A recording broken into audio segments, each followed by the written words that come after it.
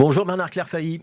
Bonjour. Bourgmestre empêché de Schaerbeek, ministre bruxellois notamment en charge de l'emploi. Le métro, Bruxelles en a besoin ? Oui, le métro 3, je veux dire. Oui, le métro, c'est un grand projet structurant pour la région bruxelloise. Il faut améliorer la mobilité à Bruxelles, tout le monde le dit, avec des moyens modernes, des moyens de transport de grande capacité comme le métro pour relier le nord et le sud, cette ligne 3, une grande diagonale qui va des Verts à Forêt et Uccle. Elle est essentielle si on veut améliorer la mobilité à Bruxelles. Elle est structurante dans toute la vision de la mobilité à moyen terme en région bruxelloise. Juste rappeler une chose quand même, en quelques années, en 20 ans, la population bruxelloise a augmenté de 250 000 habitants. C'est comme si on ajoutait la ville de Gand à la ville de Bruxelles. On a besoin de moyens supplémentaires très importants pour assurer la mobilité en région bruxelloise. Ouais. Est-ce que c'est raisonnable de se payer un métro à 4 millions, suivant 4 milliards, suivant les dernières estimations, lorsqu'on a un budget régional qui est de l'ordre de 5 ou 6 milliards. Alors, c'est pas raisonnable de payer 4 milliards. Les montants qui ont été avancés récemment par l'appel d'offres qui a été lancé par Belliris sont absolument scandaleux et inacceptables. Scandaleux et inacceptables. Il y a quelque chose de beaucoup trop cher qui ne va pas. Il faut examiner très sérieusement ces offres. Il n'y a pas eu assez de concurrence. Les montants semblent Mais c'est exagérés. un marché public, Bernard Clairfailly. Donc, on est un peu tenu par la procédure. Quand les entreprises rentrent des offres, c'est celle-là qu'on doit retenir. On doit examiner ces offres. Donc, voilà pourquoi le gouvernement a souhaité rencontrer Belliris, les experts de Belliris, pour analyser ces offres avant de prendre une décision quelconque.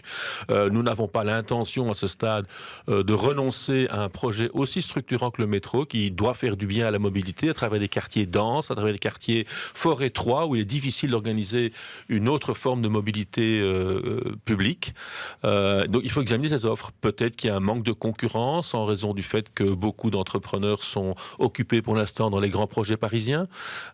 Voilà, ce manque de concurrence nous inquiète et nous étonne, et donc il faut examiner très sérieusement. Ça veut dire qu'on va essayer de renégocier les offres. On ne peut pas relancer l'appel d'offres, a priori. Donc il faut renégocier avec ceux qui ont soumissionné. Je ne vais pas m'avancer sur les solutions techniques. On va les étudier avec les techniciens. Le gouvernement va se pencher là-dessus. On va recevoir Belliris avec Madame Lallieu et la direction de Belliris pour examiner cette question-là. Payer ce montant-là, c'est beaucoup trop cher. C'est pas possible. Donc 4 milliards, c'est non. Mais renoncer au métro, ça nous semble très difficile parce qu'on a besoin de grands projets structurants pour déplacer les Bruxellois. Donc la solution, c'est la négociation sur le prix. C'est la solution que le gouvernement a choisie. Ouais. Ça veut dire qu'on peut aussi envisager de redimensionner le projet, de revoir un certain nombre de prévisions à la baisse, par exemple sur le nombre de stations, par exemple sur la taille des stations. Le nombre de stations, c'est compliqué, parce qu'il faudrait les redimensionner, il faudrait en déplacer l'une ou l'autre, si les écarts sont trop grands entre...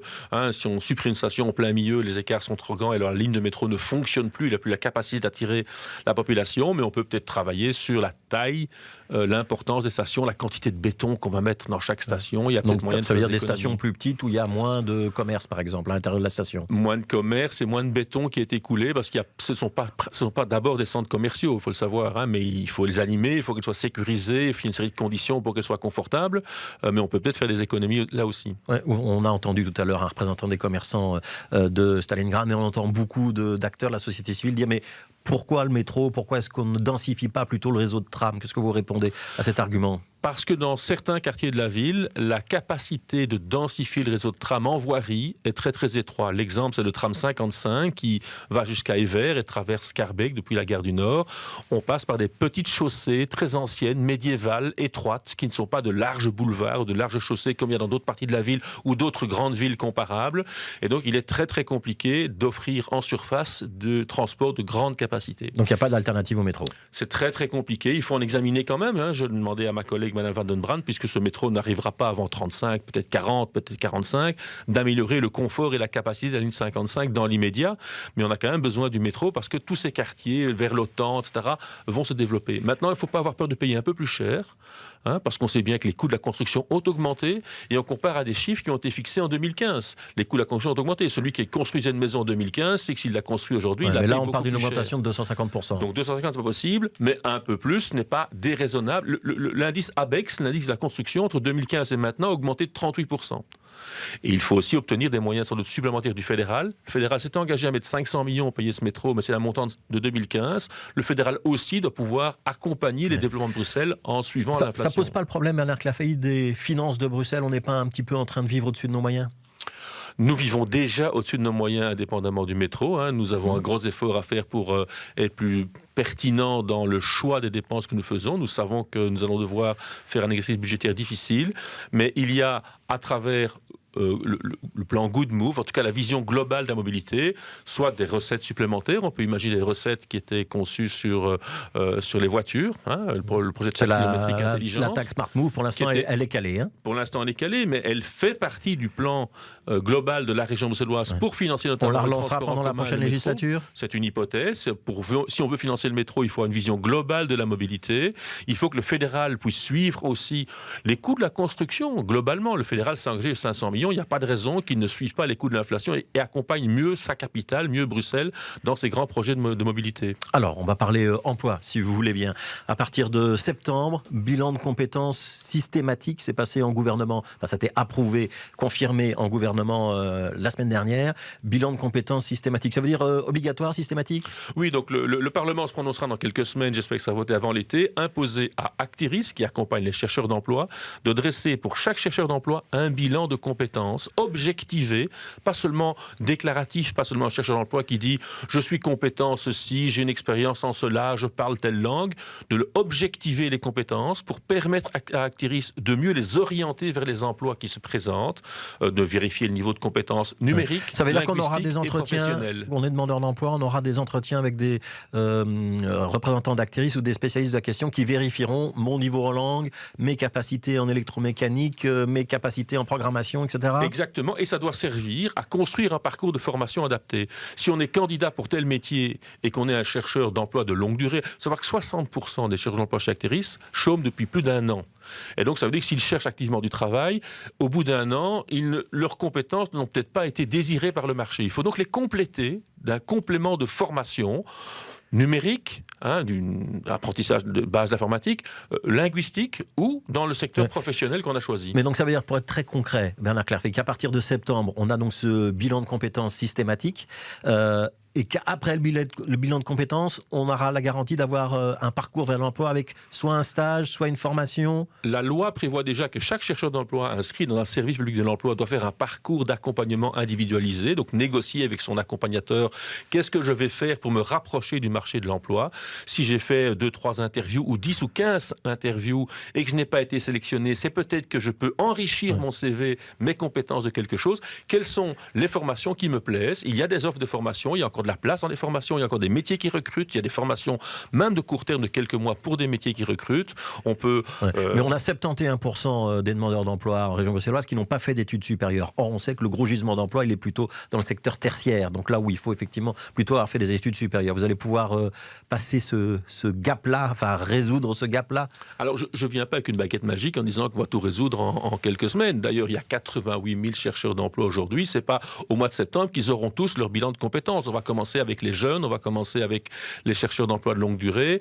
On va donc mettre en place un processus où on va aider les chercheurs d'emploi à s'activer un peu plus, à se rapprocher progressivement du marché du travail en exploitant les formations qui existent en langue, en digital, enfin en numérique, ou dans le secteur professionnel qui est celui de leur choix. Pour les accompagner vraiment et pour offrir des formations, il faut de l'argent. Vous en avez ?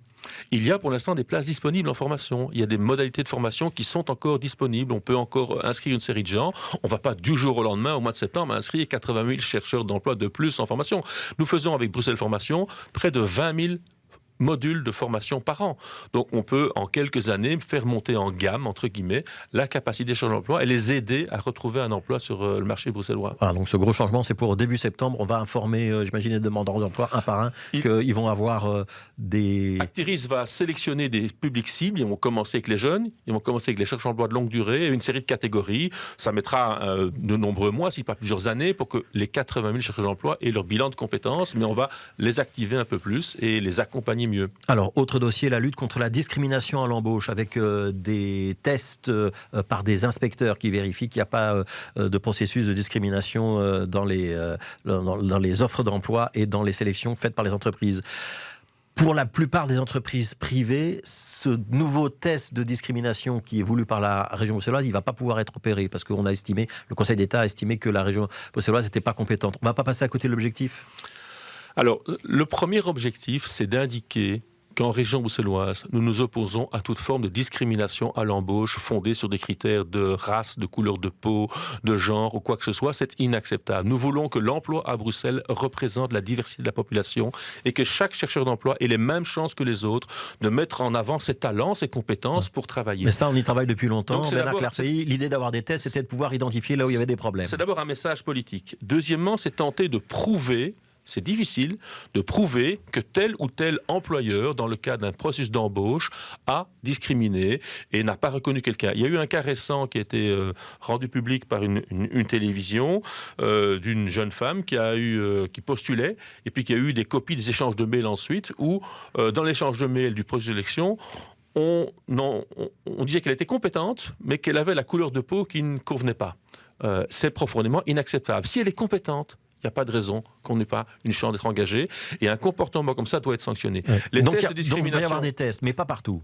Alors, les tests de discrimination, nous sommes en région bruxelloise, nous sommes en pointe là-dessus. En 2017, nous avons inventé ce mécanisme de test de discrimination, donc 2 CV avec une petite différence. Il n'y en a pas eu beaucoup jusqu'à présent. Il y en a eu très peu parce qu'on n'a pas assez d'indices, d'indications des cas, des entreprises dans lesquelles, ou des organisations, des ASBL, auprès desquelles on doit faire des tels tests. Depuis que la région bruxelloise a été pionnière, le même mécanisme a été copié au fédéral et la région wallonne va le copier maintenant. Donc c'est la preuve que notre système, en tout cas, est intéressant. Mais donc ça va s'appliquer, ça pourra s'appliquer, ces tests un petit peu à l'aveugle, enfin pas à l'aveugle, mais ces tests mystères. Ces tests mystères vont s'appliquer dans toute une série d'organismes, notamment dans le secteur des titres-services qui dépendent de la région bruxelloise, mais pas dans les entreprises privées. Est-ce que vous allez demander au fédéral de faire en sorte que ça puisse s'appliquer partout ou pas? Exactement. Donc nous avons l'intention, M. Dermagne et moi, et nos services, de faire un protocole d'accord pour collaborer. Et quand nous aurons... Donc nous sommes compétents pour les secteurs de l'emploi qui dépendent de la région, c'est un peu juridiquement compliqué, et le fédéral est compétent pour le secteur privé, des entreprises privées, puisque le contrat de travail reste une compétence fédérale.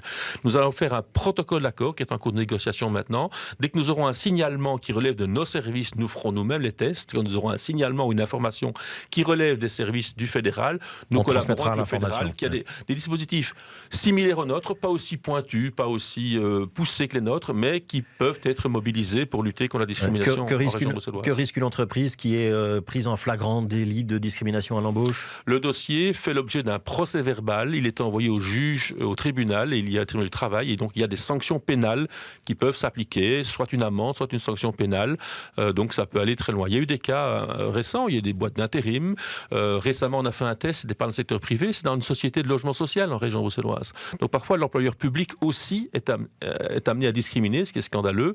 Et donc, dans tous les secteurs, il faut vérifier qu'il n'y ait aucune discrimination. Les mêmes chances pour tous de trouver un emploi selon ses compétences.